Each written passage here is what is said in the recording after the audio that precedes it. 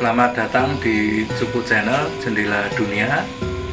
Kali ini kita akan ngobrol membahas tentang ajaran Romo Sumono,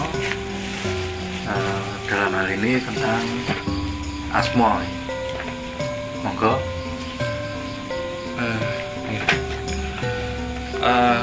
Asmo sendiri itu untuk penyebutan kata Asmo itu dalam ajaran Romo Sumono termasuk dalam ajaran Wahyu Panca Gaib. Jadi Wahyu Panca Gaib ini sendiri di istilah Wahyu Panca Gaib sendiri ini diterbitkan oleh Romo Heru Cokrosumono. Dalam ajarannya beliau, Asmo adalah umumnya yang secara literasi yang ada secara umum itu menjadi nomor 2 setelah kunci. Di konten kemarin kita sudah cukup membahas tentang kunci. Untuk sekarang kita coba untuk membahas tentang Asmo. Asmo sendiri dalam keterangan beberapa sumber Putra Romo yang saya ketahui, ada yang menyebutkan bahwa istilah Asmo sendiri adalah istilah pengakuan yang diberikan oleh Romo Sumono kepada si muridnya. Jadi muridnya kadang ada yang menganggap bahwa bukan namanya yang penting, tapi adalah pengakuan dari Romo Sumononya itu yang penting, dianggap sebagai sabdo dari gurunya. Jadi sebenarnya dari beberapa teman yang saya tanyai, ada yang menganggap bahwa yang penting itu adalah itunya penyampaian yang diberikan oleh Romo Sumono. Asmomu ini, jadi dia ibaratkan diakui Romo Sumono untuk masuk dalam aliran Romo Sumono. Tetapi ada juga yang beranggapan lain juga tentang hal itu, lebih-lebih di aliran Romo Sumono yang setelah beliau meninggal karena Asmo sendiri tidak bisa diberikan langsung oleh Romo Sumono, karena dulunya Asmo itu diberikan langsung dari Romo Sumono ke murid-muridnya. Tapi setelah beliau meninggal, akhirnya biasanya Asmo didapat dari istilahnya adalah kadang sepuh. Jadi kadang sepuh yang memang sudah diakui dan kredibel untuk memberikan Asmo. Ada juga yang dilakukan dengan cara nepi di makam beliau, akhirnya mendapatkan entah itu wise atau mimpi atau apa yang kadang mereka disebut Asmo. Atau ada juga lagi yang pakai nama Koncowarno lagi. Kontowarno. Ada lagi kan nek cewek ganti warni. Ada lagi yang juga menggunakan kata itu, dan kata-kata itu secara umumnya adalah yang saya tahu adalah terbit setelah Romo Sumono meninggal. Karena sebelum Romo Sumono meninggal, Asmo itu diberikan langsung oleh Romo Sumono. Itu sih awal pembuka dari saya, dan kita coba membahas tentang Asmo sendiri di luar aspek tentang kepribadian. Jadi sebenarnya kalau di aliran yang lain, sebutlah ini aliran yang saya pelajari, Asmo sendiri itu dibedakan menjadi beberapa hal. Dalam garis besarnya itu disebut adalah Asmo dari nama Atman atau Asmo dari ciri yang diberikan guru. Ini sepengetahuan saya dari aliran yang lain ya, dari aliran yang saya pelajari sendiri, dari aliran saya lah katakanlah. Nah, untuk Asmo yang nama Atman itu konsep prinsip basic konsepnya adalah ketika Atman itu turun ke dunia, dia memiliki nama dalam fase-fase tertentu dalam hidup ketika dia di dunia. Ini basic Asmo yang nama Atman. Tapi ada lagi Asmo yang ciri yang diberikan sebagai tanda dia mengikuti sebuah aliran yang diajarkan ke dia Jadi dia memiliki tanda untuk keabsahan dia mengikuti sebuah aliran. Nah, saya sendiri sebenarnya sih ya memang harus ada pendekatan lagi untuk ke teman-teman Putra Romo agar sebenarnya konsep Asmo sendiri ini lebih ke arah yang nama Atman itu atau ke arah ciri sebuah perguruan, sebuah aliran. Itu sih awal diskusi ini sebagai pembuka diskusi ini. Monggo. Baik, jadi tadi kalau dari keterangan Mas Rino kan Asmo itu kalau di ajaran Romo Heru Cokrosemono itu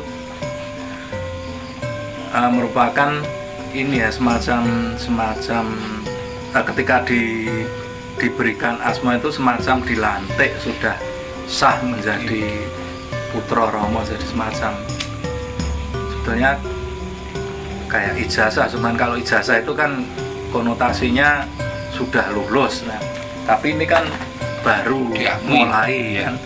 Jadi kalau ya ini sebetulnya bisa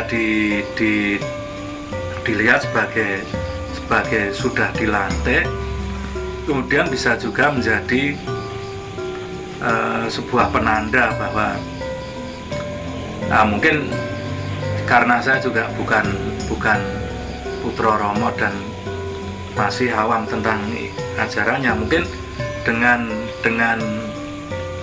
didapatnya Asmo ini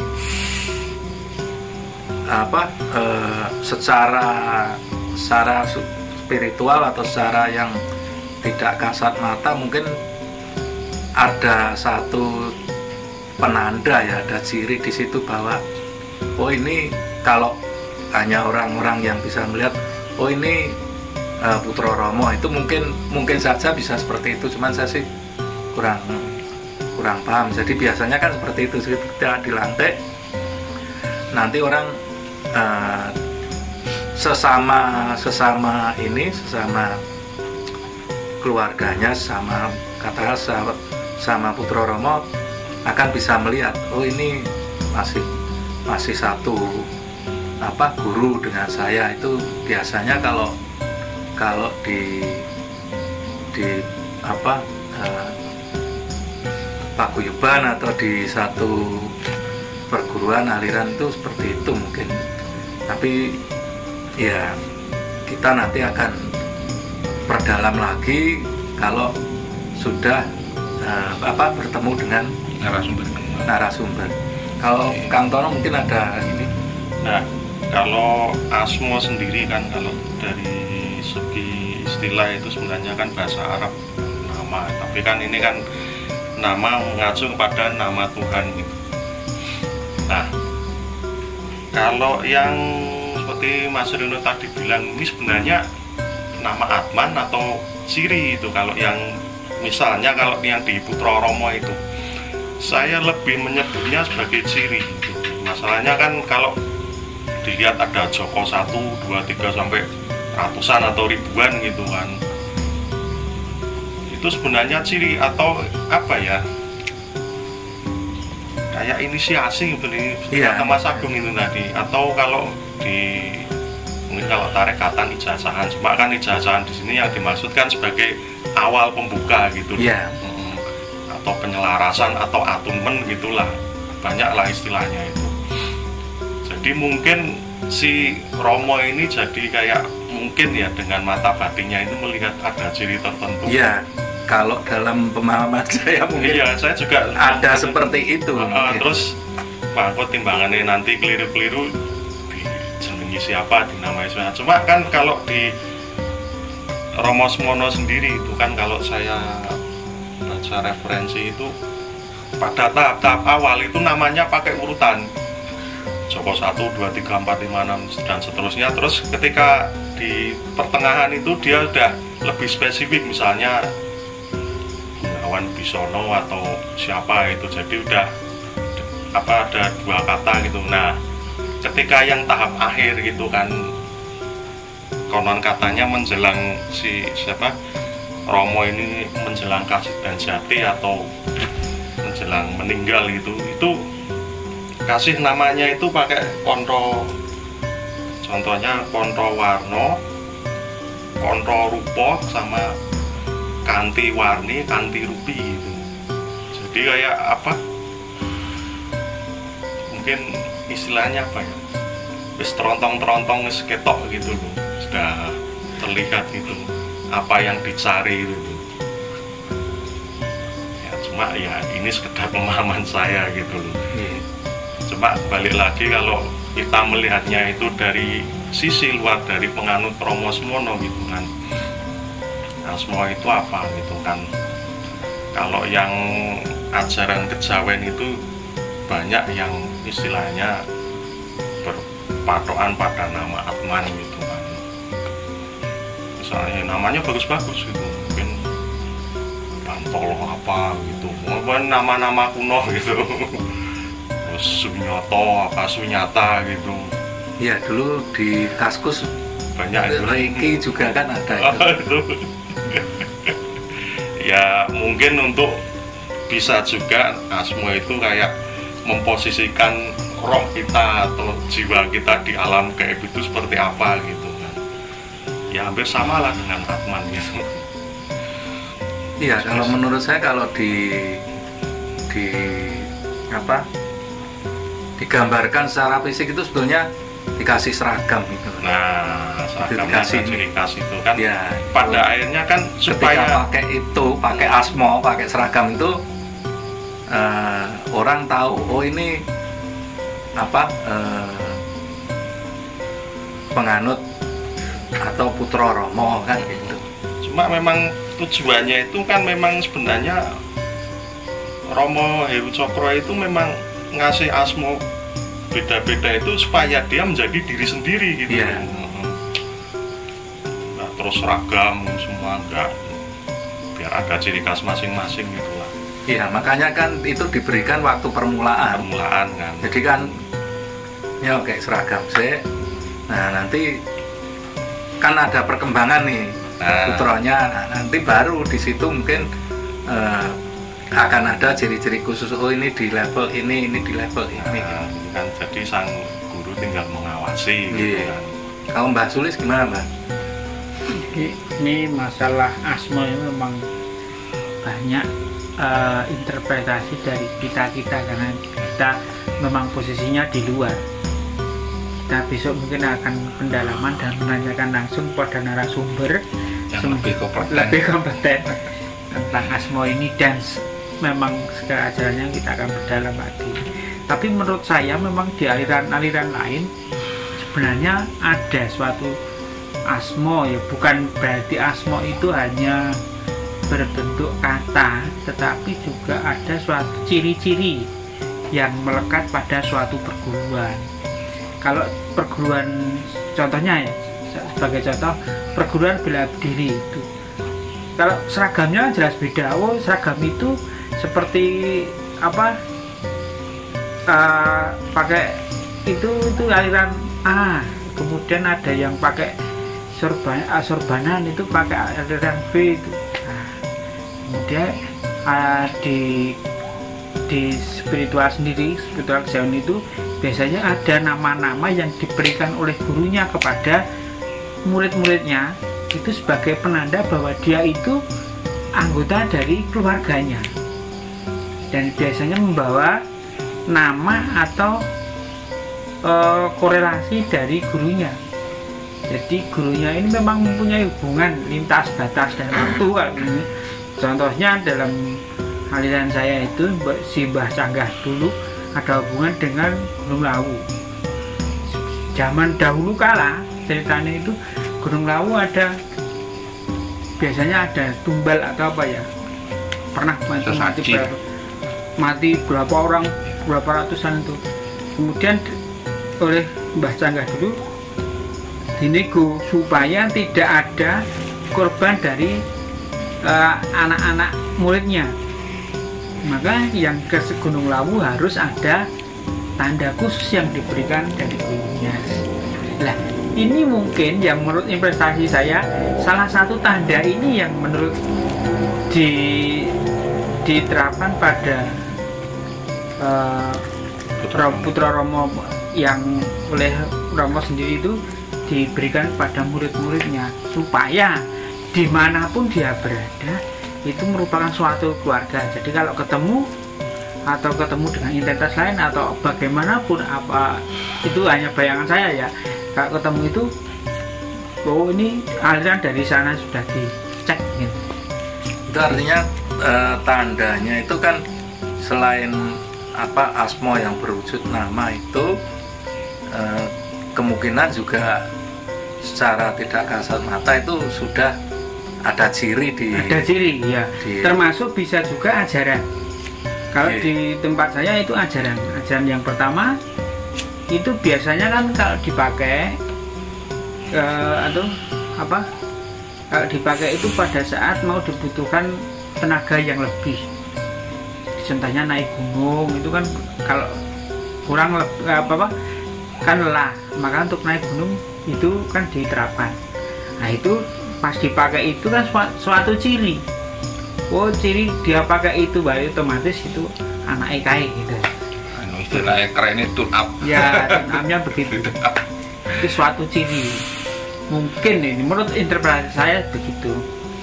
Dan kalau dalam hal nama atau dalam bayangan saya, asmo di sini dapat juga diakses melalui itu suatu ritual.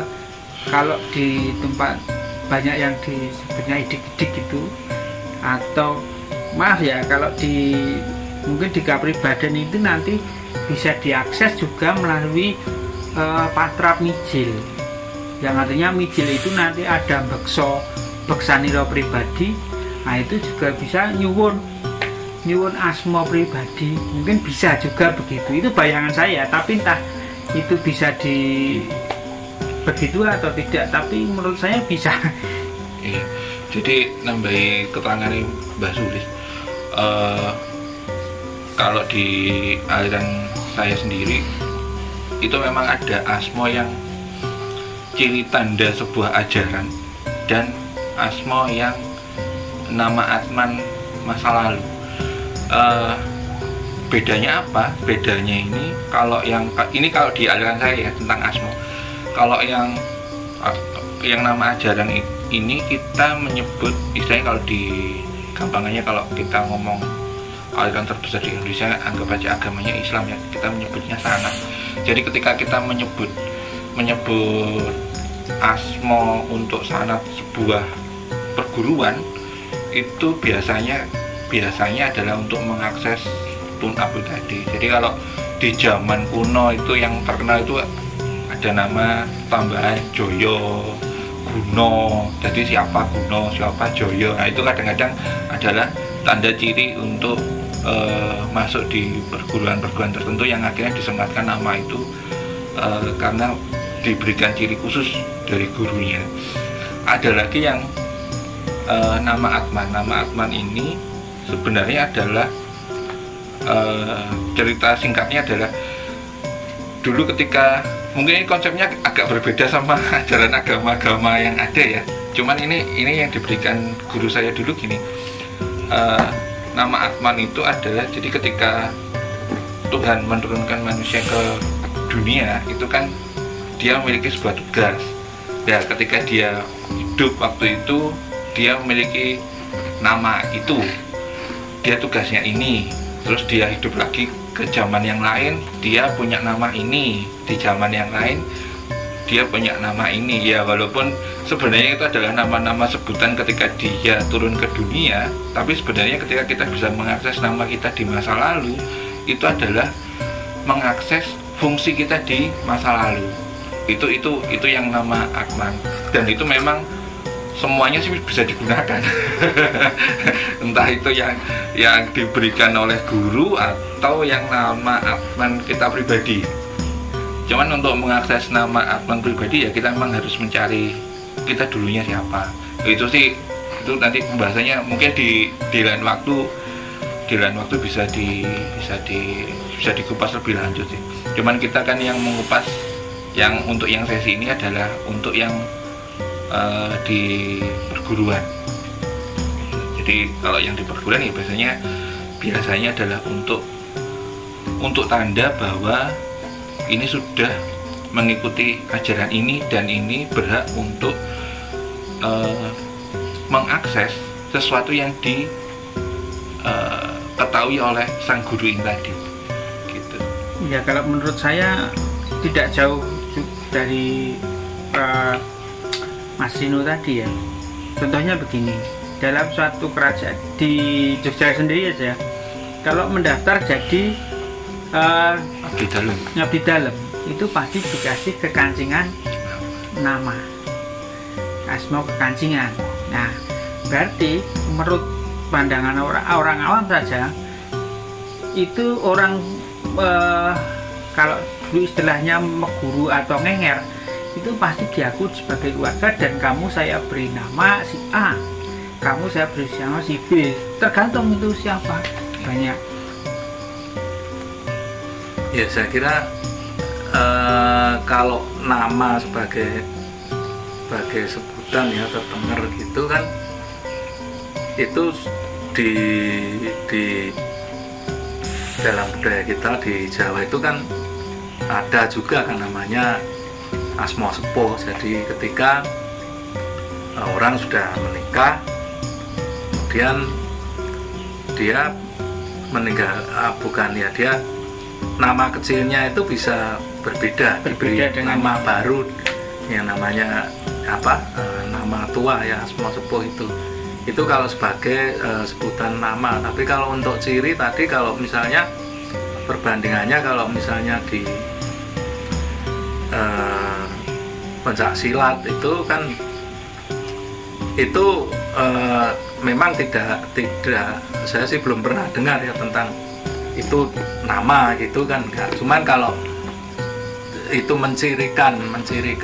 Tapi kalau tahapan ketika belajar terus oke, ini levelnya udah diterima menjadi anggota, nah itu ada. Cuman itu rata-rata kan juga tidak diberi nama. Cuman kalau ciri itu nanti bisa dilihat dari mungkin salam hormatnya, kemudian kembangannya itu akan nampak kalau di perguruan, kalau terutama untuk silat itu seperti itu. Jadi mungkin di sini mungkin yang di Kapribaden, di ajaran Romo Semono itu kalau menurut saya sih bisa dua-duanya. Jadi bisa itu ciri ya, nama dan ciri yang tidak dilihat kasat mata, karena itu kalau yang dalam dunianya sama itu akan bisa mengenal, oh ini muridnya si A ini, atau sesama guru juga kan bisa tahu, oh ini sedulurku, oh ini bukan, kan seperti itu. Terus saya baru ingat kalau asma itu kan ada yang bilang kalau di Kapribaden itu kepanjangannya kan asalnya manunggal. Jadi bisa jadi si Romo ini memberikan asma itu biar lebih dekat sama muridnya gitu loh. Jadi ya mungkin semacam panggilan kesayangan, cuma ini kan dari sisi batin gitu kan, supaya lebih dekat. Ketika sudah dekat nanti kan bisa untuk terus dimijil gitu kan. Nah, nanti kan kita bahas tentang mijil gitu kan. Ya, seperti itu bisa jadi Mas Agung. Iya, ini bisa jadi karena kan kebiasaan di budaya kita gitu kan, ada panggilan kesayangan itu, parapan itu, walaupun juga ada yang untuk membuli gitu. Iya, itu kan memberi nama. Jadi saya kira untuk asma itu perbandingannya dengan yang di luar Kapribaden itu kan melihatnya seperti itu. Mungkin ada lagi Mbah Sulit mungkin. Ya, kelihatannya itu ya. Jadi dari ada yang sebagai pengakuan dari Romo Smono sendiri terhadap muridnya, artinya makanya Pelantikan ya, semacam dilantik. Ya, artinya bahwa murid tersebut telah diakui dan diberi nama, juga merupakan ciri khusus secara apa? Secara batiniah atau apa ya, ritual, secara kasat mata, tapi juga lebih dekat terhadap semuanya, karena dalam ajaran Romo Smono tidak ada guru dan murid, tapi kekadangan. Artinya kekadangan itu kekeluargaan, pertemanan yang lebih dekat, kadang sepuh, kadangannya atau saudara tua, saudara, jadi sudah suatu keluarga, begitu kelihatannya. Ya, artinya apa, kalau kekadangan berarti masing-masing ini belajar apa, pengembangannya itu dari dirinya sendiri. Iya. Bukan dari dirinya sendiri, dari kutipannya Romo Smono sendiri yang saya dapat dari rekaman beliau. Beliau berkata bahwa kalau berdiskusi antar kadang itu bisa menjadikan lebih baik seperti gabah yang diayak bersama. Disosroh. Nah, sosroh itu artinya diputihkan itu loh, saling gosok. Iya. Kenapa kok seperti itu? Sebab dalam persepsinya Romo Smono, ketika sebuah keilmuan yang sama dan itu sama-sama digosokkan, sama-sama mencari sesuatu hal yang baik, itu kemungkinan jadi lebih baiknya lebih besar, karena pengertiannya yang sama. Kalau pengertian beda-beda terus digosoknya, takutnya jadi hancur. Malah remuk apa ya, makanya istilahnya disosok itu kan, gosok antar gabah jadinya beras, jadi putih. Jadi bukan mengacu ke apa tadi istilah masak tadi, pengertian sendiri, bukan, tapi bukan pengertian sendiri, maksudnya dia berkembang itu ya tadi kan bukan guru dan murid, itu kan bukan berarti terus nggak dewe-dewe, bukan. Maksud saya itu secara mandiri itu pencarian itu kan dari diri berkembang menjadi diri sendiri, betul. Ya, untuk memperjelasnya mungkin besok kita tanyakan. Nanti kita akan bertemu pada narasumber yang lebih valid, belajar banyak kepada narasumber yang benar-benar putra Romo.